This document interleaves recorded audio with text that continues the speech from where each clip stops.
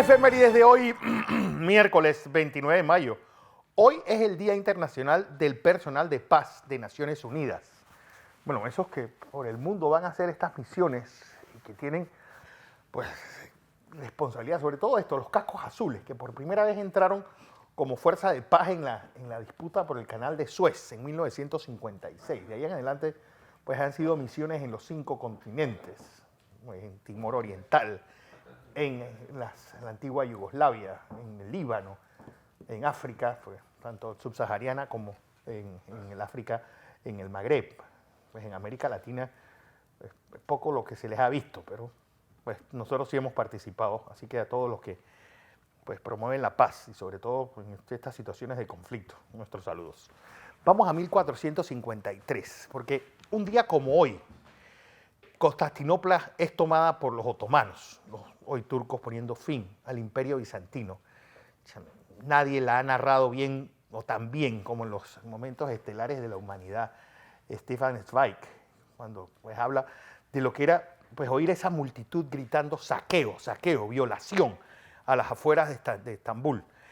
Y más todavía cuando uno se para frente a la Torre de Gálata y dice 1000 años de historia terminaron aquí, y aquí terminó también pues, un periodo. No olvidemos que la Edad Media termina exactamente un día como hoy, con la toma de Constantinopla, y el cambio radical que sufrió el mundo, que tuvo como consecuencia el descubrimiento de América. No olvidemos que cuando los turcos o el Imperio Otomano se hace con todo el Mediterráneo Oriental, llegaron hasta las puertas de Viena, para que vean pues, lo impresionante, un imperio que tenía toda la península arábica y que empezaba en las fronteras con Afganistán y llegaba hasta el centro de Europa.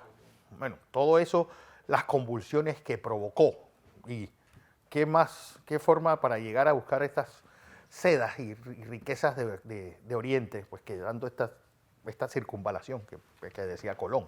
Y así se tropezó con un nuevo continente. Están las consecuencias de los grandes hechos. Por eso es la caída de Constantinopla el hecho que marca el fin de la Edad Media y no el descubrimiento de América. Vamos a 1851, porque un día como hoy se da en el Congreso de Colombia, un hecho que tiene repercusiones y tendría repercusiones importantísimas para nosotros.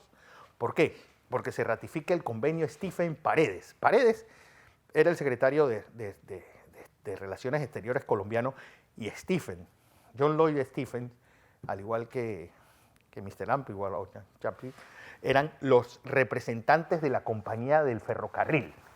Bueno, y así logran pues, hacer este ferrocarril, primer ferrocarril transcontinental. Panamá se convierte con esto también en el 7º país del mundo en tener ferrocarril. Además que tenía el ferrocarril más caro de todos, $25 oro por 80 kilómetros de distancia. Que se dice mal y pronto.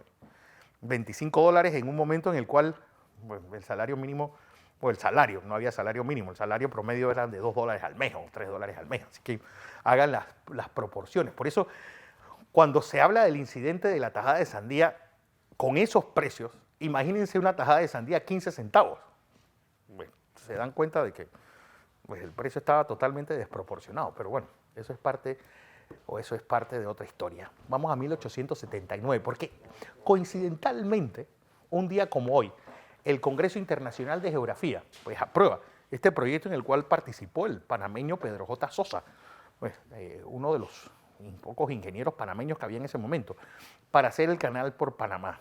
Pues, lo explica tan soberbiamente David McCullough en esa maravilla llamada el cruce entre dos mares, sobre todo pues que Ferdinand de Lesseps llega a este congreso con la obra de ser el hombre que abrió el canal de Suez.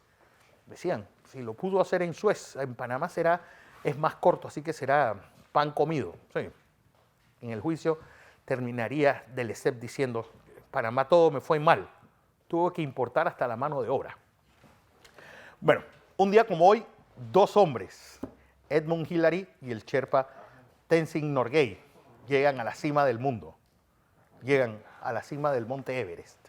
Pues este nombre el Monte Everest se llama por un burócrata pues, inglés, que fue el que le puso ese, le pusieron en honor a él, al lugar más alto del mundo. Hoy, pues el gran problema de la cima del Everest es que es una especie de campamento hippie. ¿Por qué? Porque imagínense, ayer había, o en estos días, había 200 personas en su cima.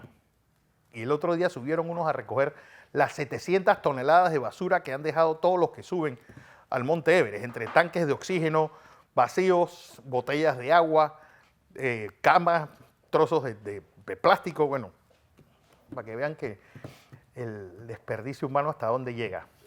Vamos a 1959 y vamos a quedarnos en Panamá, porque un día como hoy tal vez sea una de las fechas más gloriosas de la lucha estudiantil. Yo creo que nosotros le hemos quitado importancia a esta fecha por lo por lo grande que fue para nuestro país el 9 de enero del 64. Y es que un día como hoy, en 1959, se firma el Pacto de la Colina.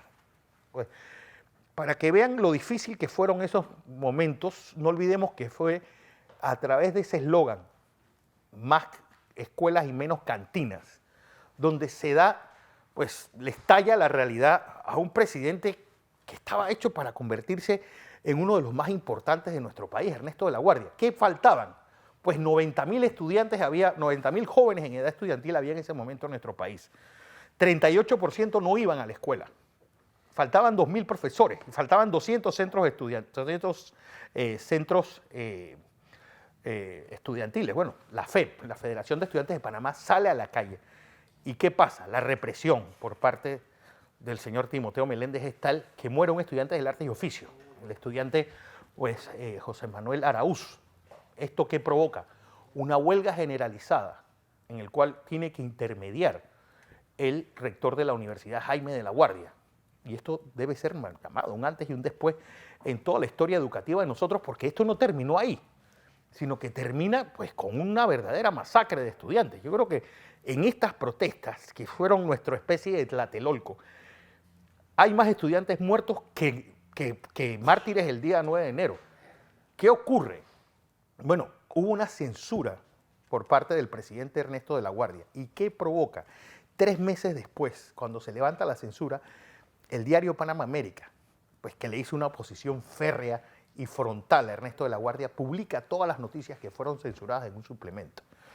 Ahí el panameño supo lo que realmente había pasado en estos días de mayo. No olvidemos que la escuela en ese momento empezaba en mayo, por eso los estudiantes y todo este movimiento fue en mayo. Ahí pidieron la destitución de toda la cúpula de la Guardia Nacional, pues, y pidieron la destitución de Víctor Nelson Juliao, que era el ministro de Educación en ese momento. Incluso pidieron la destitución del secretario privado del presidente de la Guardia. Bueno, unas cosas se cumplieron, otras no. La cosa es que este es el gran momento de la juventud. Bueno, nombres como los de Carlos Núñez, como los de, bueno, don Blas Blois, un grupo de muchachos que le hicieron frente a la situación en un momento en el cual estaba, pues, realmente la oligarquía panameña mandando en lo más álgido de su poder. Pero, ya les digo, una de esas fechas tan gloriosas que pase tan desapercibida, esas son las grandes injusticias de la historia. Y le digo que ese es nuestro Tlatelolco porque al final este movimiento fue lo que México replicaría mucho más grande 10 años después. Bueno, de aquí salieron un movimiento guerrillero hacia el Tute, de aquí salió pues una invasión cubana patrocinada por los Arias Guardia, para que vean que los 50 no fueron ese lecho de rosas que nosotros creemos, sino que tiene una historia mucho más profunda que tendría sus repercusiones o con su consecuencia en ese golpe de Estado de 1968. Vamos a 2008, porque un día como hoy se da uno de los accidentes más terribles que ha tenido nuestra ciudad. Un helicóptero del Senan, con 11 tripulantes, se estrella en la plena Cuchilla de Caledonia. 11 muertos, de los cuales 6 era el Estado Mayor del Ejército chileno, que estaba en Panamá. Incluso su jefe muere en este accidente en Caledonia. Ellos salieron del Hotel Miramar y trataron de buscar el estadio Juan Demóstenes Arosemena para aterrizar. No llegaron y se estrellan contra este Banana Free. Bueno, los pobres buhoneros y esa área estuvo cerrada un montón, casi 2 años. Un poco para que vean pues, lo que fue este accidente terrible ocurrida en nuestra ciudad capital. Cosas de la historia.